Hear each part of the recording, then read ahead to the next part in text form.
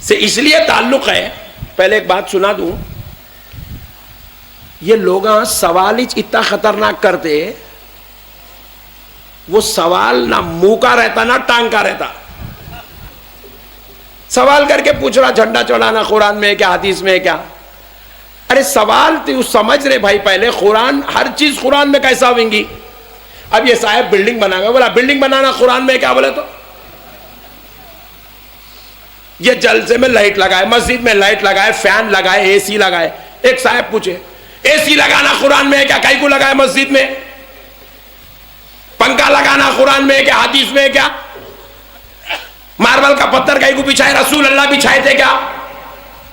ऐसे अगर सवालात करेंगे तो सदर साहब मस्जिद के माइक खोल के ऐलान करते, फुला साहब मेंटली रिटायर्ड हो गए हैं, जिन किसी साहब के पास इस्तेताअत हो इनको ले जाके दवाखाने में शरीक कर दो, बोलते।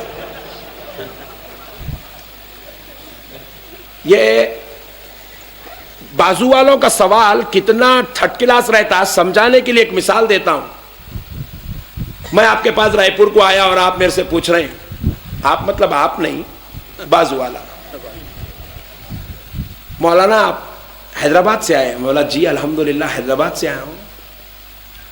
मौलाना हम लोग सुने हैदराबाद में एक चार मीनार है, कहते ना? बोला जी हाँ चार मीनार है, बहुत जबरदस्त है, कहते ना मौलाना? बोला जी हाँ बहुत जबरदस्त है, 450 साल होगा, कहते ना मौलाना बन के? बोला जी हाँ 450। मौलाना वो चार मीनार बने जब आप कहां थे?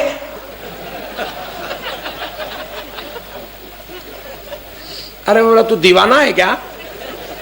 वो कहीं को मौलाना, चार मीनार बना 450 साल पहले, मैं पैदा हुआ 35 साल पहले, मेरे से चार मीनार को क्या ताल्लुक? तो इसका जो सवाल है नहीं, इसके पागल होने की दलील है।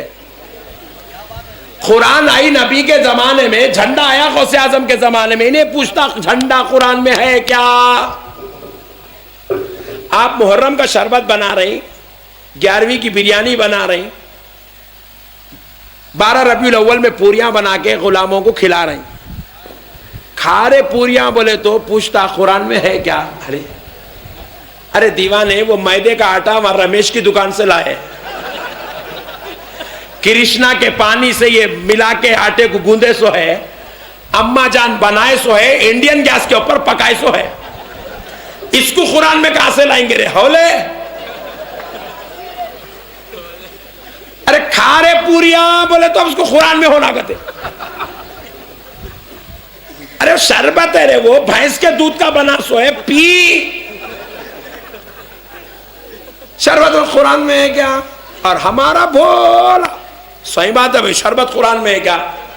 तो मैं बोला देख मियां, आज अपन लोग एक डिसाइड कर लेंगे, जो जो कुरान में है वही करना, जो कुरान में नहीं है वो नहीं करना। वाह क्या कहना है? जो हदीस में है वही करना, जो हदीस में नहीं है वो नहीं करना।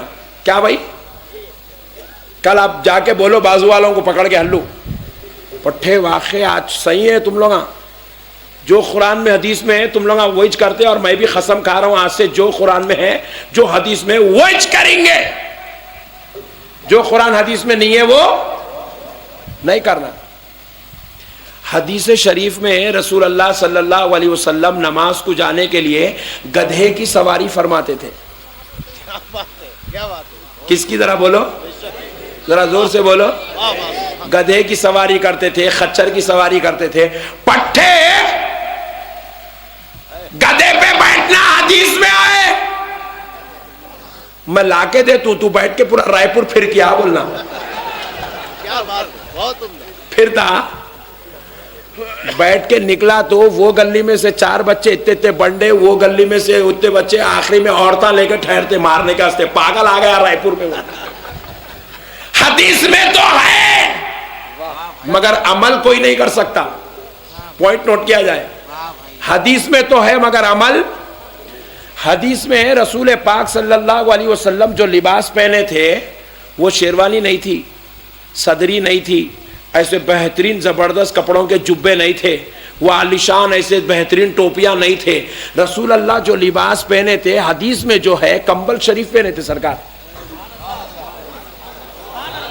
सरकार क्या पहने बोलो, जरा जोर से बोलो।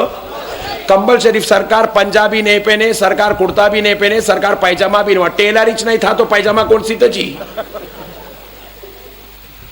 इन्हें कोट पहन के टाई पहन के बोल रहा जो हदीस में मैं वो इच करता हूं। इतना भयानक हो गया तू, इन शर्ट डाल के बोल रहा जो हदीस में वो करता हूं। कहते प्यारे बुजुर्ग और दोस्तों, मैं बोला एक काम कर, इधरा ये कंबल शरीफ पहन ले, कंबल जो घरों में उड़ते थे वो ब्लैंकेट काली वाली, बोला पहन ले। अगर उसको पिना के जब उन्हें यूं यूं करते रहेंगे, गुंडियां कहां लगाऊं बोले तो बबुल के कांटे लगाना, लगा के बोलना ये हदीस में मेरे प्यारे। अब निकल जा रोड पे।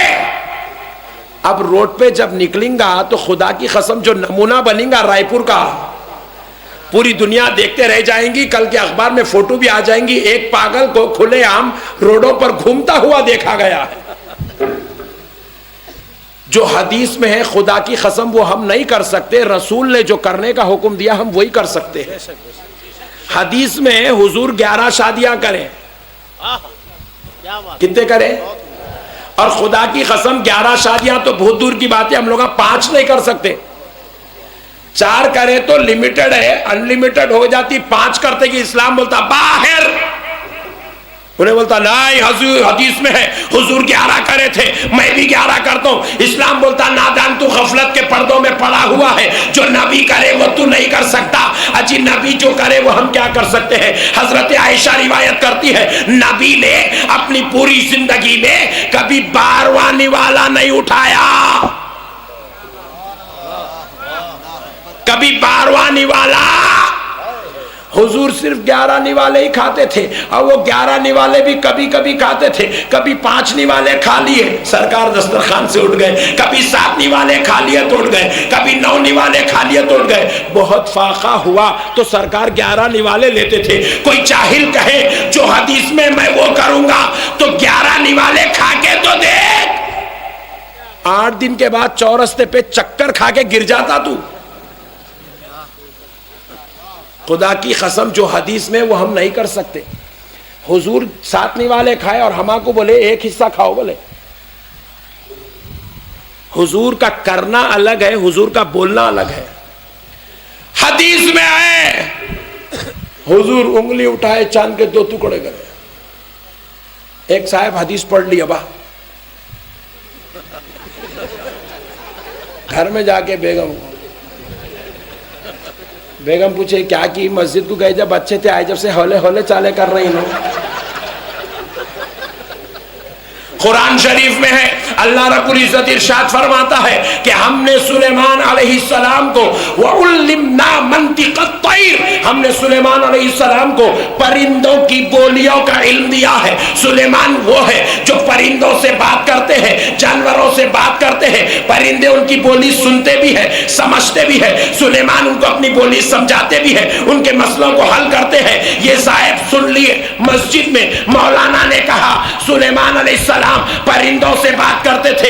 इन्हें सोचा मैं भी नबी के जैसा हूं, मैं भी नबी के जैसा हूं, नबी जो करे मैं वो करूंगा। घर में गया, फजर की नमाज के बाद घर को गया, पैसे लिया, चौक को गया, तोता खरीदा, घर में लेके आया, पिंजरा सामने रखा, रख के बोलने लगा मिट्टू बेटे बोलो मैं अब्दुल रहमान हूं, मिट्टी बेटे बोलो मैं अब्दुल रहमान हूं, मिट्टू बेटे बोलो मैं अब्दुल रहमान हूं। तोता सुनता नहीं, बोलता नहीं। बेगम परेशान हो गई, फजर की नमाज को जाके आपसे अजीब अजीब हरकतें कर रही नो, मिट्टू बेटे बोलो मिट्टू बेटे बोलो बोल रही। क्या किस्सा है आखिर? परेशानी के आलम में बेगम क्या करी, बाहर निकली, वेट करी, 1 घंटा हो गया वही चल रहा, मिट्टू बेटे बोलो मैं अब्दुल रहमान हूं, मैं अब्दुल रहमान हूं, मैं अब्दुल रहमान हूं। परेशान हो गई, समझ में नहीं आया। बेटे को आवाज दी, बेटा लड्डू इधर आ। लड्डू भागता हुआ बोले अम्मी जान क्या हुआ? बेटे सुबह से बाबा अजीब अजीब हरकतें कर रहे हैं, नए नए काम कर रहे हैं, चौक से तोता लाए, बेटे अब्दुल रहमान बोलो बोल रही। बेटा एक काम कर, ऑटो ला। बेटा भागा, फिर पूछा पलट के अम्मी मैं पूछा इसने कहां का लाऊं? कहां का क्या लाता? मेंटल हॉस्पिटल का ले गया। प्यारे बुजुर्ग और दोस्तों, क्या पता चला, जो अपने को नबियों के जैसा समझता है वो अपनी औलाद की नजर में पागल हो जाता है, वो अपनी बीवी की नजर में दीवाना होता है। तो मुझे कहने दो, नबियों को अपने जैसा समझना, वलियों को अपने जैसा समझना पागल होने की अलामत है, दीवाने होने की अलामत है, मेंटली रिटायर्ड होने की अलामत है। खुदा की कसम, गौसे आजम ने जब झंडा उम्मत उनका चाहने वाला दीवाना अपने घर पे गौसे आजम का झंडा लगाता है तो सुन लो, कुरान में पढ़ के नहीं लगाता, हदीस में पढ़ के नहीं लगाता, गौसे आजम की अकीदत में लगाता है, गौसे आजम की मोहब्बत में लगाता है। आपने पूछा ये झंडा आया कहां से, ये झंडा निकला कहां से? तो आओ मैं बताता हूं। सरकार गौसे आजम अपनी मसनद ज़ीशान पर बैठे हुए हैं, वलियों का एक टोला गौसे आजम से मिलने के लिए आया, मुलाकात के लिए आया और आकर कहने लगा, सरकार हम जब भी जिक्र करने बैठते हैं शैतान हमको बहकाता है, शैतान हमको सताता है, शैतान हमको मुब्तला करता है, हमको गंदगी में मुब्तला करता है, शैतान हमारे साथ शरारत करता है, दुनियावी ख्यालात में बहकाता है। सरकार आप नजरे करम फरमा दीजिए ताकि हम शैतान के शर से बच जाएं, शैतान के शर से बच जाएं। गौसे पाक ने मुस्कुरा कर कहा, अच्छी बात है, जाओ जहां पर बैठकर अल्लाह का जिक्र करोगे वहां पर ऊपर मेरा नाम लिख देना। सुभान अल्लाह, सुभान अल्लाह, बेशक सुभान अल्लाह। सरकार गौसे पाक ने कहा, वहां ऊपर मेरा नाम लिख कर लगा दो। ये औलिया अल्लाह चले गए, कोई झाड़ के नीचे बैठकर जिक्र करता था, उसने झाड़ के ऊपर लिख के लगा दिया, अल मदद या हजरत सैयद शेख अब्दुल कादिर जीलानी शयन लिल्लाह। कोई पत्थर के नीचे बैठ के जिक्र करता था, उसने पत्थर के ऊपर लिखकर लगा दिया, अल मदद या हजरत सैयद शेख अब्दुल कादिर जीलानी शयन लिल्लाह। कोई घर के अंदर बैठ के जिक्र करता था, उन्होंने अपने घर के ऊपर लिखकर लगा दिया, अल मदद या हजरत सैयद शेख अब्दुल कादिर जीलानी शयन लिल्लाह। जब ये इस तरीके से उसने लगा दिया, उन औलिया ने लगा दिया, तो क्या देखते हैं, एक महीना गुजर गया, सुलूक की मंजिलें तय होती जा रही है, सुलूक की मंजिलें तय होती जा रही है, सुलूक की मंजिलें तय होती जा रही है। 2 महीने गुजर गए, 3 महीने गुजर गए, सुलूक की इंतहा को पहुंचे। सरकार गौसे पाक के पास आए, आकर कहा, ए सरदार औलिया, जरा ये तो बता दे, हम पहले भी जिक्र कर रहे थे, अब भी जिक्र कर रहे हैं, पहले भी नमाज पढ़ते थे, अब भी नमाज पढ़ते हैं, पहले भी दीन का काम करते थे, अब भी दीन का काम कर रहे हैं, मगर जब शैतान बहकाता था, मगर अब नहीं बहकाता, बात क्या है? तो गौसे आजम ने कहा, सुनो सुनो, अल्लाह ने मुझको रद्द शैतान बनाकर पैदा किया है, मैं शैतान का तोड़ हूं, मैं शैतान का बदल हूं, मैं जहां होता हूं, जहां मेरा नाम होता है वहां शैतान नहीं आता है। नारे तकबीर, नारे रिसालत, गौस का दामन, ख्वाजा का दामन, सुभान अल्लाह, सुभान अल्लाह। इसलिए अहले सुन्नत ने अपने घरों पर गौसे आजम का नाम लिखा, गौसे आजम का नाम लगाया। अब ये मसला सुनाए तो बाजू वाला वहाबी पूछता, ओहो गौसे आजम का नाम लगाए तो शैतान नहीं आता? हम बोले खुदा की कसम नहीं आता। मौलाना वो कैसे? देखो दोस्तों, रायपुर का एक चोर क्या करा, नियत कर लिया आज रात में ईदगाह बाटा वालों कन से 5 लाख रुपए निकालना है। बात समझ रहे? टारगेट बना लिया कि आज ईदगाह बाटा से 5 लाख रुपए की चोरी करनी है। एक घर में कूदा, 2 लाख मिले, बोला टारगेट पूरा नहीं हुआ, फिर दूसरे घर को ढूंढा, वहां कूदा, 1 लाख निकाला, 3 लाख हो गए। कितने? जरा जोर से बोले। 3 लाख हो गए, टारगेट पूरा नहीं हुआ। तीसरे घर में कूद रहा, 2 लाख अभी बाकी है। जैसे ही दीवार पे चढ़ा, घर के दरवाजे पे नेम प्लेट लगी हुई थी, नजर पड़ी, अब्दुल जलील साहब सर्कल इंस्पेक्टर। कूदता, बोलो जी, नेम प्लेट पढ़ लिया, अब्दुल जलील साहब सर्कल इंस्पेक्टर, दीवार पे बैठा, नेम प्लेट पढ़ा, कूदता, जरा जोर से बोलो, अजी कूदा, मगर अंदर नहीं बाहर, बाहर कूदा। दूसरा चोर देख लिया, बोले ओहो पट्टे ही अपना टारगेट था, तुम कूद गए यहां? बोले नहीं नहीं कूदा। बोले क्यों? अरे नेम प्लेट देख, सर्कल इंस्पेक्टर का घर है। बोले ऐसा क्या होता कूदना? बोले दीवाने 5 लाख का टारगेट थे, 3 लाख मार लिया, यहां चोरी करा तो इन्हें अपने पैसे निकालने के चक्कर में ये 3 लाख भी निकाल लेता। बोले तो चोर उस घर में नहीं कूदता जो इंस्पेक्टर का घर होता है, जो मुलाजिम का घर होता है, जो सरकारी आदमी का घर होता है, चोर वहां नहीं कूदता। तो खुदा की कसम, ये गौसे आजम अल्लाह का वली है, ये अल्लाह का महबूब है, नबी का जानशीन है, और जहां गौस का नाम होता है वहां शैतान नहीं कूदता है। नारे तकबीर, नारे रिसालत, फैज़ाने गौसे आज़म। इसीलिए नौजवानों, हमारे बुजुर्गों ने जब अपने घरों पर गौसे आजम के नाम का झंडा लगाया तो क्या देखा था? कमाने वाला एक था, 14 लोग खाया करते थे। कमाने वाला एक था, 15 लोग खाया करते थे। कमाने वाला एक था, 10 आदमी सुकून से खा के खुश व खुर्रम जिंदगी गुजारते थे। लेकिन आज झंडे सुन्नियों के घरों पे से निकल गए, कमाने वाले 13 हैं, एक बैठा, पूरे 13 मिलके उसके ऊपर उड़ी पड़ रहे। तू काम को कहीं को नहीं जा रहा, तू काम को नहीं जा रहा, तू काम को कहीं को नहीं जा रहा। क्यों? खैरो बरकत खत्म हो गई है। और खैरो बरकत उसी घर में खत्म होती है जिस घर में शैतान घुस जाता है, उसी घर में लफड़े होते हैं जिस घर में शैतान घुस जाता है, उसी घर में टेंशन होता है जिस घर में शैतान, और जिस घर पे गौस का नाम होता है शैतान दाखिल नहीं होता है। अपने आप को गौसे आजम का गुलाम बनाओ नौजवानों, अपने आप को गौसे आजम का दीवाना बनाओ। ये जाहिल कौम तुमसे औलिया के ताल्लुक से जाहिलाना सवालात करती है, बेहुदे किस्म के सवालात करती है।